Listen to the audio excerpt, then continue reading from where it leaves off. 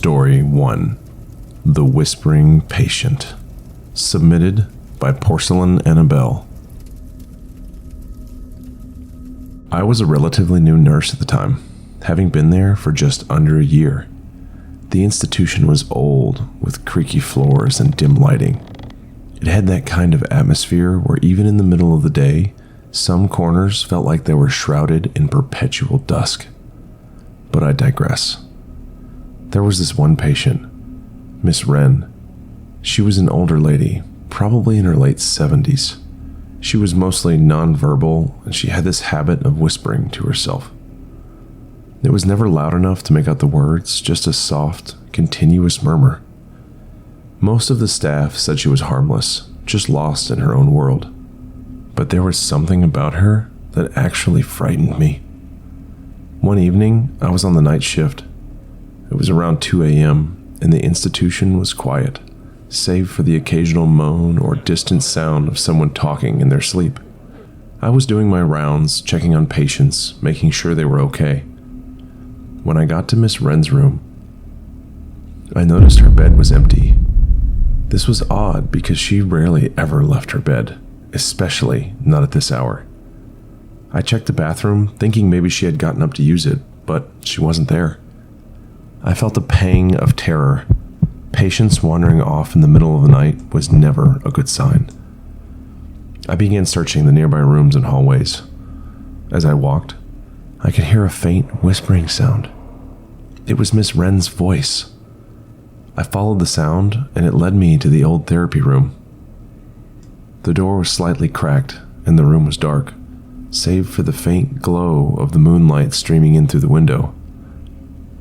I pushed the door open slowly, and there she was.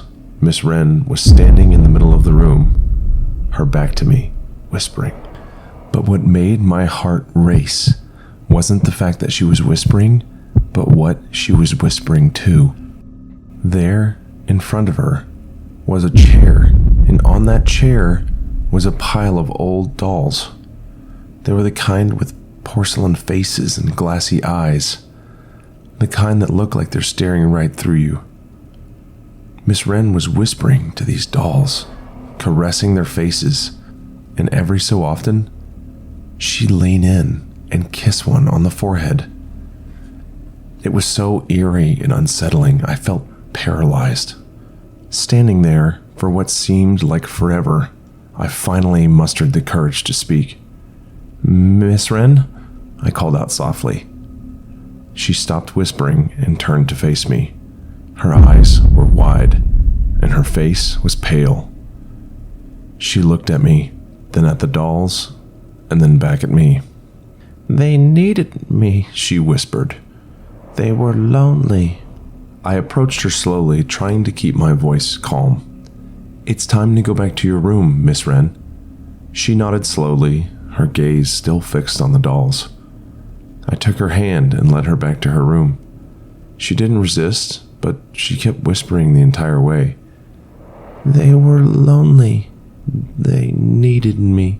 I never saw those dolls again after that night, and I never asked where they came from or why they were in the therapy room. Some things are better left unanswered. However, I avoided the therapy room like the plague after that. I couldn't get rid of the eerie feeling after seeing those dolls and Miss Wren. I've worked a lot of late shifts, but that particular night at the institution remains the most chilling experience of my life.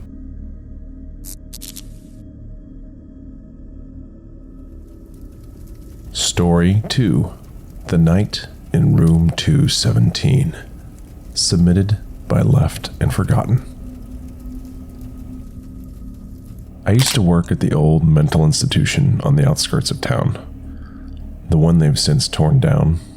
It was a sprawling, decrepit place with a history that could make your skin crawl. But it was a job. I was a night shift nurse. Most nights were uneventful, just making sure patients were okay, administering meds, and doing rounds. But there was this one room, Room 217, that always gave me the creeps. It wasn't because of any ghost stories or anything, but because of the patient who stayed there, Her name was Margaret. Margaret was in her late 60s with wild gray hair and piercing blue eyes that seemed to see right through you. She rarely spoke, and when she did, it was usually just random, disjointed words. But she had this habit of staring. She'd fixate on you with those intense eyes, and it felt like she was trying to communicate something, but you just couldn't figure out what. One night, I was doing my rounds, and as I approached room 217, I heard a soft humming.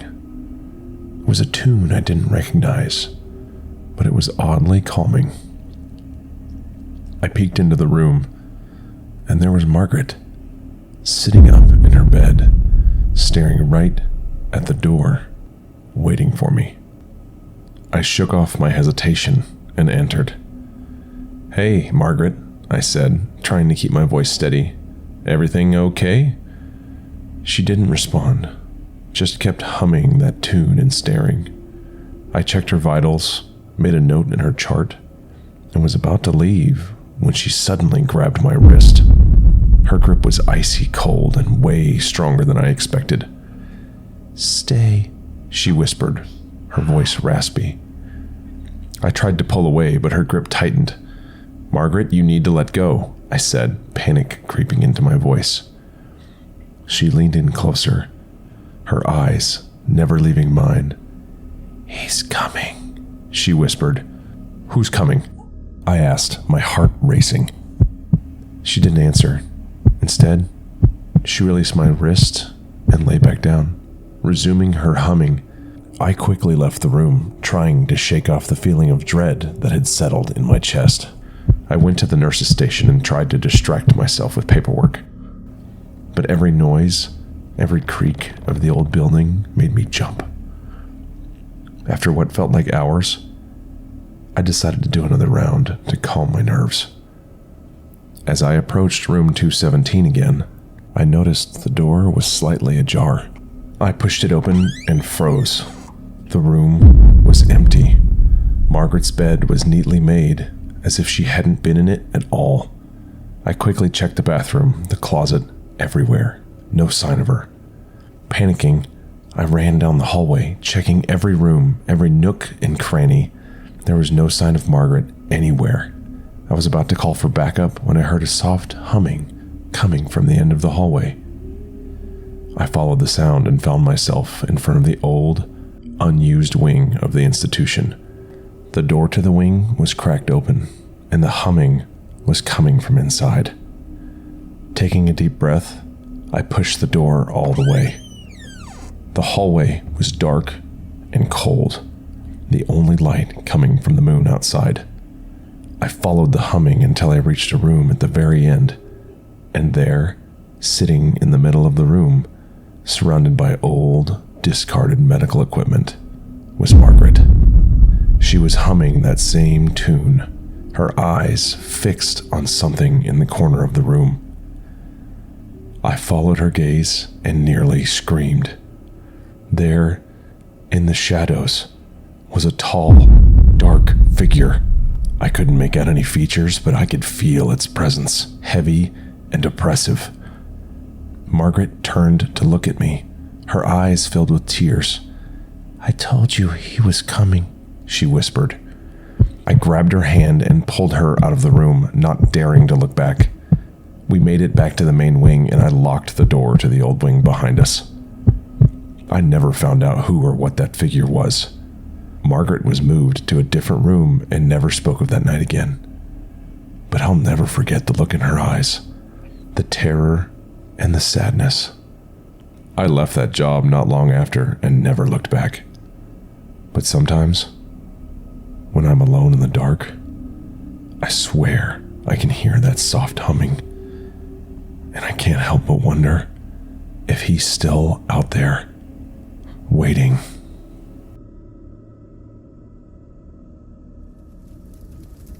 Story 3. The Laughing Patient.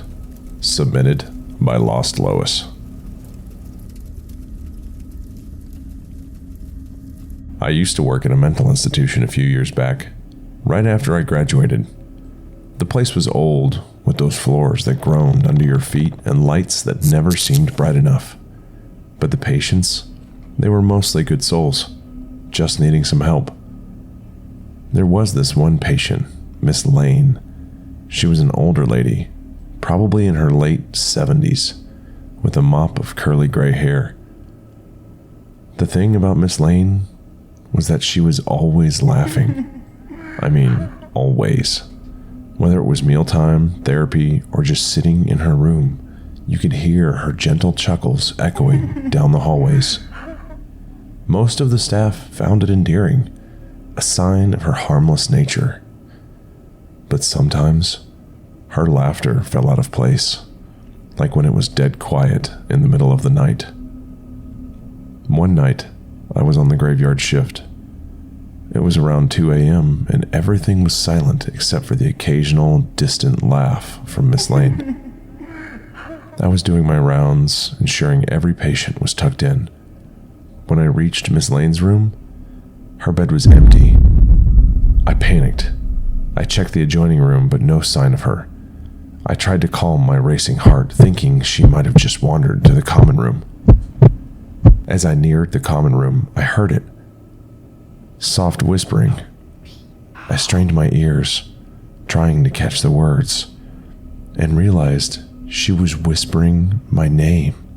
Sarah, Sarah, Sarah. I gently pushed the door open, and there she was, standing in the dim light from the window, her back to me, whispering my name. I took a deep breath, trying to calm my nerves.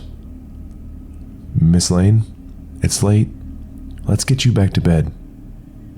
She stopped whispering and slowly turned to face me. And then, in the dim light, her face broke into a wide grin, and she began to laugh. It wasn't her usual gentle chuckle. It was eerie, almost maniacal. Sarah, she giggled, her voice clear and chilling. He's waiting for you. My skin began to crawl. Who, Miss Lane, who's waiting for me? She just pointed to a dark corner of the room, her laughter growing louder and more unsettling. I hesitated, then turned to look. Nothing. Just shadows and an old chair. Gathering my courage, I approached her, gently taking her arm. Come on, Miss Lane, let's go back to your room. She allowed me to lead her, her laughter trailing off as we walked. I made sure she was safely in her room, and then hurried to the nurse's station, my heart still screaming. I never found out who she was talking about, and I never asked. But that night, her laughter took on a new, haunting meaning, and every time I heard it after that, I couldn't help but to look over my shoulder and check the corners of the room.